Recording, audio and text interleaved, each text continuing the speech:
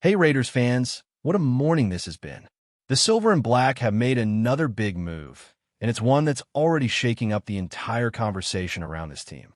Tyler Lockett, yes, the same Tyler Lockett who spent nearly a decade under Pete Carroll in Seattle, is now officially a member of the Las Vegas Raiders. And depending on how you look at it, this could either be a masterstroke or another confusing piece in the puzzle that this organization has been trying to solve all season long. Now, you don't have to be a football genius to see what's happening here. This team is all about connections. Pete Carroll has been surrounding himself with players he knows, guys he trusts, and people who buy into his system. Tyler Lockett fits that mold perfectly. Drafted back in 2015 in the third round by Carroll himself, Lockett became one of his most reliable receivers for years. They built chemistry, friendship, and mutual respect, and that kind of relationship doesn't just fade away when a coach changes teams. So when the opportunity came up for Lockett to reunite with Carroll, you could almost see this move coming from a mile away. But here's where it gets interesting. The Raiders, sitting at 2 wins and 5 losses, don't exactly look like a team in win-now mode. So why bring in a veteran wide receiver at this stage of the season? For many fans, this feels like a move that raises more questions than answers.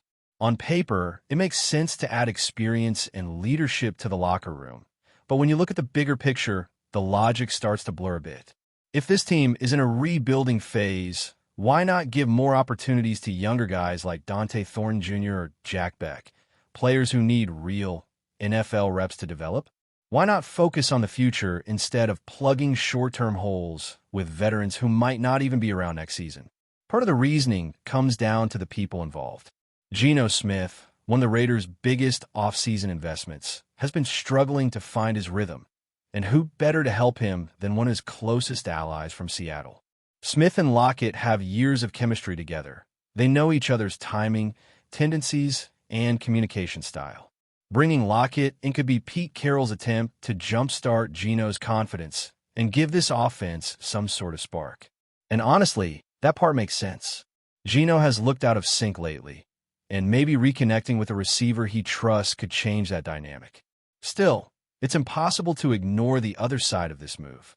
When a team that's underperforming decides to add an aging receiver mid-season, it sends a mixed message. Is this about trying to make one last push for relevance this year?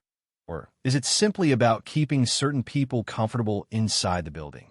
Because, let's be honest, the Raiders don't look like a team one wide receiver away from turning things around. They've got deeper issues, from offensive inconsistency to locker room morale, and adding Lockett might not be the fix that fans are hoping for. Now, another big angle here is Jakobi Meyers. This move could easily be the first domino falling in what might become a bigger shakeup. Meyers has been the subject of trade rumors for weeks now, and bringing in Lockett adds fuel to that speculation. If you connect the dots, it starts to look like the Raiders might be preparing to move Meyers before the trade deadline. Think about it. Lockett steps into the veteran role, fills the gap immediately, and the team can shop Meyers to a contender that's desperate for receiving help. Pittsburgh, Buffalo, New England, all those teams have been linked to receivers lately. So if a Jakobi trade goes down, this signing will make perfect sense in hindsight. But for now, the decision has divided the fan base. Some see it as a smart, calculated move to stabilize the offense and help Geno Smith get back on track. Others see it as a desperate act by a coaching staff that refuses to accept that this might be a transition year. And honestly, both sides have valid points. The Raider season so far has been full of ups and downs, and maybe the coaching staff is simply refusing to wave the white flag. Pete Carroll has made it clear that he's here to win games, not rebuild for the future. He's an old-school competitor who believes that as long as you have a chance, you fight. So from his perspective, signing Lockett might be his way of saying, we're not done yet. But winning in the NFL isn't about loyalty, and it isn't about familiarity. It's about execution, discipline, and adaptability. 3 things this Raiders team has struggled with all year. Bringing in a familiar face might give them a short-term boost, but it won't fix the underlying problems that have kept them from competing. The offensive line has been inconsistent. The running game hasn't established dominance, and the defense, while showing flashes, hasn't been able to consistently get stops when it matters most. So while Lockett brings leadership and experience, he alone can't solve those deeper issues. What does make this situation fascinating is the timing. The Raiders are coming out of there by week, which was meant to serve as a mental and physical reset for the entire roster. Players were told to take the time to clear their heads, recover, and come back ready to attack the second half of the season. And yet, behind the scenes, frustration has been bubbling. You can feel the tension building, veterans questioning the direction, younger players fighting for snaps, and a coaching staff trying to hold everything together. When that kind of atmosphere starts to develop, every roster move becomes symbolic. Signing Tyler Lockett isn't just about adding a receiver. It's a statement about who this team is and what kind of culture Carroll wants to reinforce. Still, there's a risk in leaning too heavily on your guys. The more this coaching staff fills the roster with players from Carroll's past, the more it starts to look like a comfort move rather than a competitive one. You can't rebuild a winning culture just by surrounding yourself with familiar faces. At some point, production has to match loyalty, and that's where the pressure starts to mount. Geno Smith has to step up.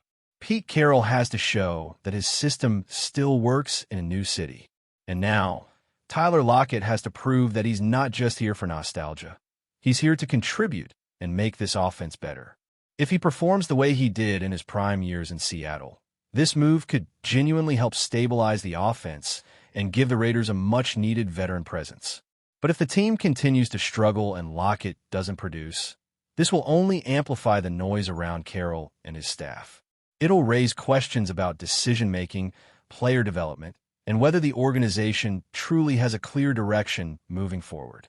The Raiders are at a crossroads right now, and every decision carries weight. What happens next depends on whether this team can actually translate potential into production. Lockett knows the system, he knows the quarterback, and he understands what Carroll expects from his players. But none of that will matter unless the Raiders can find consistency. They've got a tough stretch coming up. The Jacksonville Jaguars, the Denver Broncos, and those games are going to test every bit of chemistry this team claims to have. When you look at this situation closely, the signing of Tyler Lockett is more than just about football. It's about message and mentality. Pete Carroll is sending a signal to everyone in that locker room that the Raiders are not throwing in the towel, no matter what their record says. This is not a move for a team that's ready to give up on the season. It's a move from a coach who's been around the league long enough to know that one or two key additions can change the entire mood of a roster. But at the same time, it's also a gamble. Because if this doesn't work, if the offense doesn't start clicking right away, then the heat on Carroll and Geno Smith is going to skyrocket. And that's the reality right now. Geno Smith is under the microscope. Every throw, every decision, every mistake. Fans and analysts are breaking it down in real time. Signing Lockett brings familiarity, but it also brings expectation. Geno no longer has the excuse of chemistry or timing with his receivers. These two have been playing together for years. If he can't find success with someone he knows this well, it raises serious questions about whether he's really the long-term answer for the Raiders at quarterback. And if Geno continues to underperform, it won't just reflect on him. It'll reflect on Pete Carroll and his entire coaching philosophy.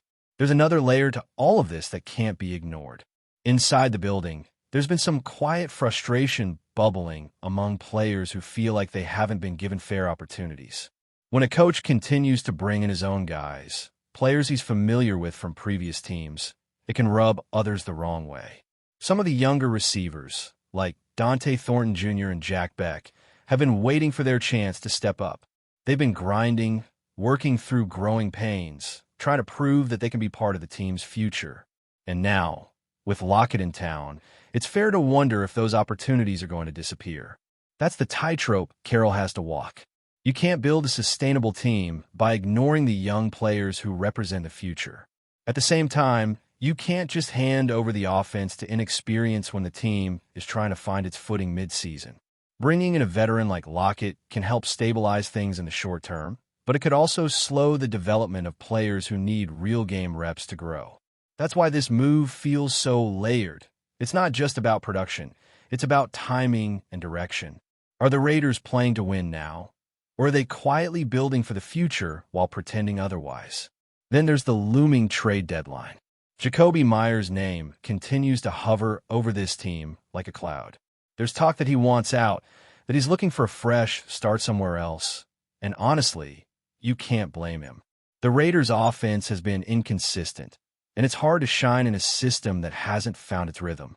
If Myers is moved, it'll make the Lockett signing look like a strategic replacement rather than an emotional reunion. And if that's the case, maybe this whole thing starts to make more sense. But if Myers stays and the Raiders end up with an overloaded receiver room, then the confusion only grows. What's fascinating is how much this move feels like déjà vu for Raiders fans. The last few seasons have been filled with similar moments. Signings that look exciting on paper, but end up leaving more questions than answers. Fans have seen new faces come in, promising chemistry and leadership, only for the results on the field to fall short. That's why there's skepticism now. People aren't ready to buy in just because a familiar name joins the roster. They want to see results, they want to see progress, and they want to believe that this team is actually moving in the right direction. Inside the locker room, the atmosphere right now has to be tense but hopeful. Players just came off their bye week, which was supposed to be a reset, but now the pressure's back on. The message from the coaching staff has been clear. It's time to lock in, it's time to compete, and it's time to turn this thing around. And as much as fans like to point fingers, the truth is winning changes everything. If the Raiders can come out of the bye and string together a couple of big wins, this narrative shifts overnight. Suddenly, bringing in Lockett looks like a brilliant move to reignite the offense. Suddenly, the noise around Geno quiets down. Suddenly, everyone starts believing again. But if the team stumbles, especially in these next two games against the Jaguars and the Broncos, the questions will only get louder. Because then it's not just about performance, it's about identity. What kind of team do the Raiders want to be? A group clinging to the past, or one building something new? Pete Carroll has always been a coach who believes in loyalty and trust, but this league doesn't reward loyalty if it doesn't come with wins. The NFL is unforgiving like that. You can have all the history and relationships in the world, but if you're not producing, those bonds start to mean less and less. And that's why this Lockett move feels like a defining moment. If it works, if Lockett and Geno rediscover that old rhythm and start lighting up defenses again, Carroll will look like a genius who stayed true to his guys and found a way to make it work. But if it fails, it will be used as evidence that he's stuck in the past, unable to adapt to a new environment with new players. It's a move that could either reignite a season or mark the beginning of an even deeper slide. Before we continue, don't forget to subscribe to our channel and give this video a like. Your support helps us keep bringing you the latest updates on our Las Vegas Raiders. And don't be shy. Drop your thoughts on the news in the comments below. Whispers are swirling through the NFL corridors, and the rumor mill refuses to quiet down. The Las Vegas Raiders are reportedly closing in on a blockbuster move that could redefine their defensive identity for years to come. The buzz? Patrick Surtain, too, one of the league's most electrifying young cornerbacks, might be heading to the silver and black. Sources close to the situation hint that the Raiders brass is determined to build a defense that doesn't just compete, it dominates. And securing a talent like Surtain could be the first step toward that goal. Ever since entering the league, Surtain has been a lockdown presence in the secondary, known for his impeccable technique, fearless ball-hawking instincts, and a maturity on the field that belies his age. For a team like the Raiders, whose defense has been searching for an anchor, the possibility of Surtain donning the iconic black and silver jersey sends shivers of anticipation through fans. Imagine a secondary led by Surtain, a player capable of changing the trajectory of a game with a single play, bringing swagger and confidence to a unit that has often struggled to find its identity. Rumors suggest that the Raiders' front office has been aggressive behind the scenes, exploring every avenue to make this a reality. While no official announcement has landed yet, insiders claim the conversations have been serious and promising, with league sources hinting that a deal could be closer than most expect. If it happens, the ripple effect across the NFL could be huge. Opposing quarterbacks may have to think twice before testing a Raiders secondary that suddenly boasts one of the premier cornerbacks in the game. Of course, the story isn't confirmed, and the NFL thrives on its fair share of smoke and mirrors. Yet, the excitement around Las Vegas is undeniable. Fans are already imagining the highlight reel interceptions, the lockdown coverage, and the aura of dominance that Certain could bring. Could the Raiders be on the verge of finally pairing their high-powered offense with a defense that strikes fear into every opponent? If these whispers hold any truth, Las Vegas may soon be more than just a desert city. It could become the epicenter of defensive excellence in the NFL. That's it for this update. If you enjoyed the video and want to stay updated with exclusive news about our Las Vegas Raiders, be sure to subscribe to our channel and hit that like button. We can't wait to hear your thoughts in the comments. See you in the next video.